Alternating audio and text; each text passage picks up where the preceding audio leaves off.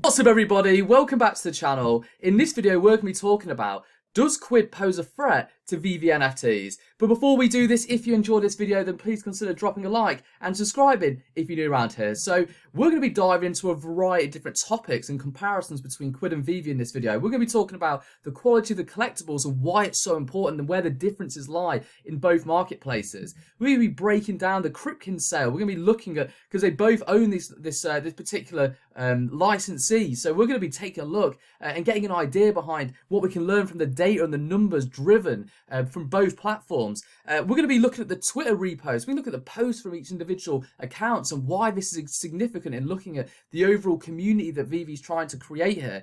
And then we're going to be talking about brand perception.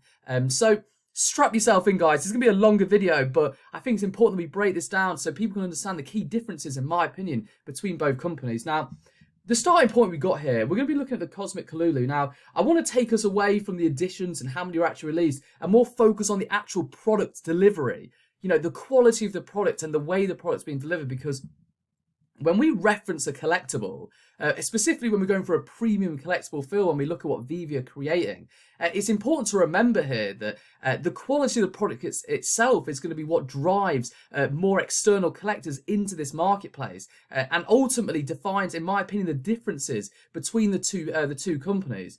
Because if you look at what Quidd's created here, you know, it's a very basic, almost PNG, JPEG style collectible, which is fine, and it poses its own and caters to its own audience. But in my opinion, for that mass appeal, this is why I believe that Quidd never really caught on for the mass audiences, because a lot of their products follow the same feel. They feel very low quality, and I'm not saying that to bash the company in any way. But when you see the sheer amount of different collectibles that Quidd have, it's very difficult to maintain quality of product when you're releasing so many different elements. Now, the reason I say this is because if you look at what VEVE have here, this is just a prime example of the difference in the quality of the actual product being delivered. This is why you see the values are so different as well. It isn't just about edition numbers. You've got to remember that Quidd's been around for over 5 years. I mean, they had promotions from Mr. Beast, one of the largest YouTube accounts in the world. I mean, if this was going to catch on for Quidd, it would have done it within what they created. Now, you can see they're trying to rebrand and restructure and recreate their image. But the most important part that I want you to touch upon here is the actual quality of the product being delivered. This is why you see VEVE take their time. This is why they're not rushing these bigger brands. Is because when we introduce these products into a larger audience base, just like the way that Quidd did, you know, we need the quality of product to be there. It needs to be almost breathtaking. Bringing this collectible to life, when you bring it into the AR. I mean, if you look at the most recent launch they've done and the quality within the actual product itself, within this Batman Black and White Series 5, they are ever increasing the quality of their digital collectibles, which is incredibly important when you look at the adoption of any type of collectible. Collectors look for quality. Very important to remember this. And when you look at the differences between these two different collectibles, you can see why the price drives a lot more. And ultimately, I think Quidd here, even though I don't believe this is an NFT right now, I know they're looking to transition into NFTs. But if you look at the wider marketplace of NFTs, this is where I think the pitfall is going to lie. I believe 99% of NFTs within this market right now are just not going to survive, because the quality of the product isn't there. And when we look long term and we look at the overall scope, it's going to be within the quality of product that defines the difference and the longevity of what brands are going to stay and what brands are going to disappear. And I just want to see this as well. You know, we can see the Nessie as well within this cryptkins launch, just justifying my point here. The quality of product is so much higher. Now, I want to compare this as well to Pokemon PSA. If you don't know what PSA is, it's just a grading service that defines the difference in the quality of the product, the quality of the card. Now, I'm going to compare two prices here for you so you can get an understanding the difference between a PSA 7 and a PSA 10. PSA 10 being the gold standard, the gem mint, the pristine, the premium, and this is important when we reference VEVE, the premium product. You know, when you look at PSA 10 Lugia first edition here, this is driving close to a £78,000 or $111,000 now. There were sold records of this, well over $100,000. And yet when you go to the PSA 7, the same product, and I'm trying to point that, just to reference this point, this is the same, in some ways the same product, except the quality is completely different. And also you've got the AR and stuff. But my point behind this, what I'm trying to get here is that it's the same product, but the quality of the item has driven almost a, I think in this example, it's like nearly 100x, is it? Yeah, nearly, no, about 70x difference in price. Now, I'm using price as a reference point here because collectors look for quality, and that's what drives value. And also, obviously, incorporating time, that time element, but I just wanted to push this point forward here, is you see this in other marketplaces. The quality of a product cannot be understated. And when you look at what VEVE are creating here, in comparison to what Quidd are creating, you know, in my opinion, it's completely night and day. And it's a very difficult comparison for me to make in my head because it's just not the same.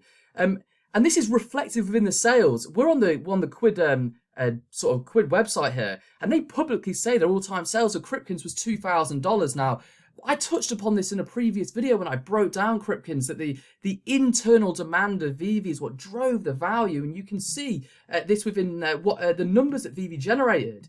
You know, they generated over $563,000 for cryptkins, far outweighing anything. This is why I was so taken back by what they did here. And why cryptkins was such a significant launch for VEVE long term. Look at the revenue generated by this. But it's not, this is because of obviously them understanding their mint numbers, and long term, like I've told you, what I've explained before, I think long term these mint numbers are going to be very small when we look at the adoption rate this is going to happen. It's going to have. But just look at this purely from a data point. You know, it's because of the quality of the product.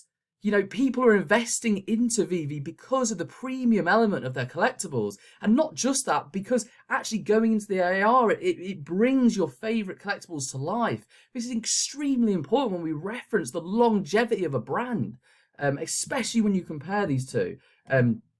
You can see it within the numbers driven. It's an incredibly important metric to consider here. You know, they are doing nearly 100 times, 2,000 sales, I mean, look, I don't even know what, look, it's a massive amount, over 100x difference in terms of revenue driven. It's because of the quality of products. I just wanted to push that point forward to you.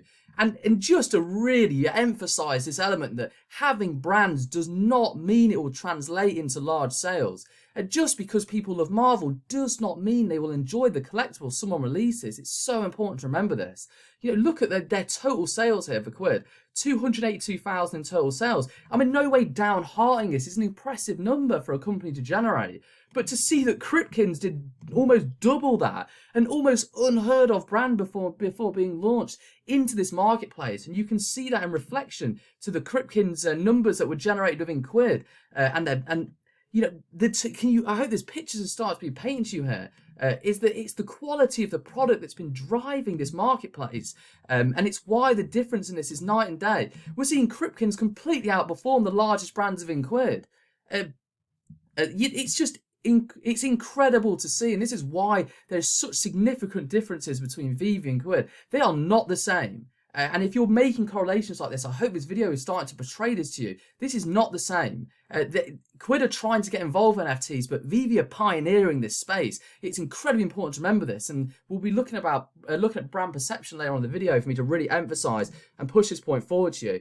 But what I am going to say is that I do like Quidd's marketplace. I like the feel of the marketplace, even though I do think it's too money driven. And, you know, in my opinion, from a collectible marketplace, I know this is a resale marketplace, but I do believe it's very money orientated, when I think for a collector, the emphasis is actually on the product, not the price. And we can see this when we go into their Twitter page.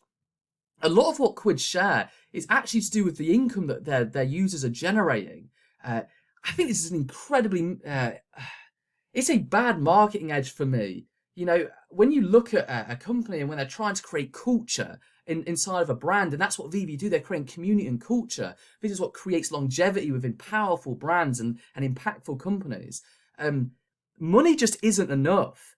You know, we'll use Pokemon card trading cards as an example. It's the actual brand and the nostalgia created within the collectibles that's driving this price. It's the quality of the item and the nostalgia and the time theory that's gone into this overall sort of expansive nature within Pokemon's brand.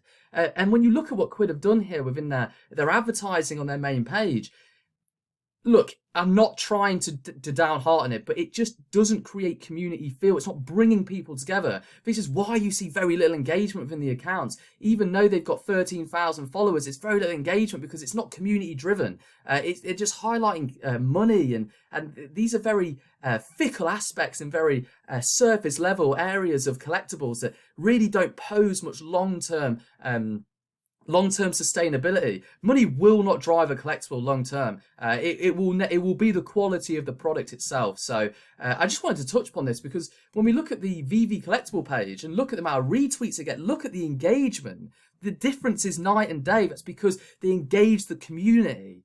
They understand that a brand long term has to engage community. That is how people you see in all the largest brands across the world. They have passionate fans and they engage those fans and they highlight those fans, and you can see this within the products being launched. Look at every post that VEVE does.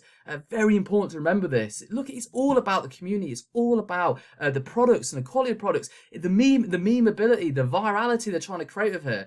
In bringing communities together. I just think this is so critical when we think about long-term scope and the differences between their brand and the perception of the two brands.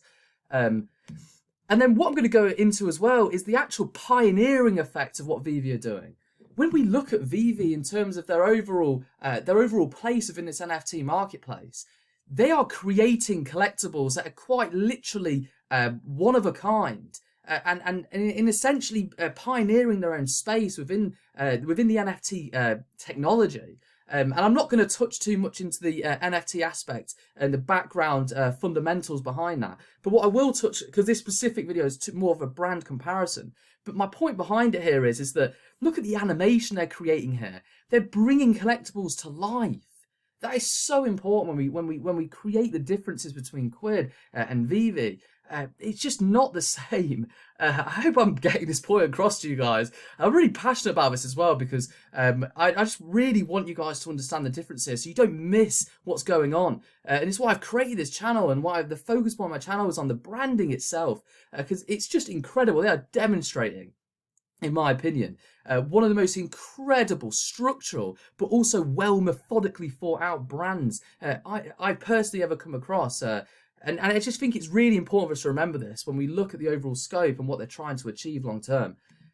And then what I also want to touch upon here is another fundamental element of them emphasising that community drive. The VEVE art show, they want people to get involved with collectibles. And like I say, I'm not here to downheart Quidd. I'm just here to give you an understanding. This is a brand perception. I'm giving you the overview of where I believe the differences lie. And it's in between the products and the way they deliver them and the community they're driving. And I hope these points are coming across to you.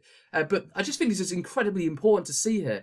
VEVE highlight their community, and that is just going to hold weight. It will hold weight when we see external collectors and they deliver these products as they continue to increase their tech and the quality of their products. And when we outreach into these larger markets with this PR firm, that when we see this vision truly get painted and we see what VEVE have been doing for the past 3 years, the differences will be clear to see. They're already clear to see, but the differences will really be highlighted in the adoption rate. And I believe when VEVE go to mass market, the quality of the product is going to speak louder. It's going to bring these collectors in. People are going to get passionate about it. And we're already seeing it now, but we will really see it long term. And then the final point I want to touch upon this, and this is, I'm not saying this to downhearten Quidd at all, but I am saying this because it's important to remember this with brand perception, okay? The functionality between Lamborghini and Ford in these two examples, the two things do the same thing. They drive, they get you from A to B, but the experience is completely different. I think it's so important to remember this when we look at brand perception. A Lamborghini is an experience. You go in there and it gives you a feeling, it's hard to explain. It's this unseen feeling of luxury and style, and it turns people's heads. It's a statement.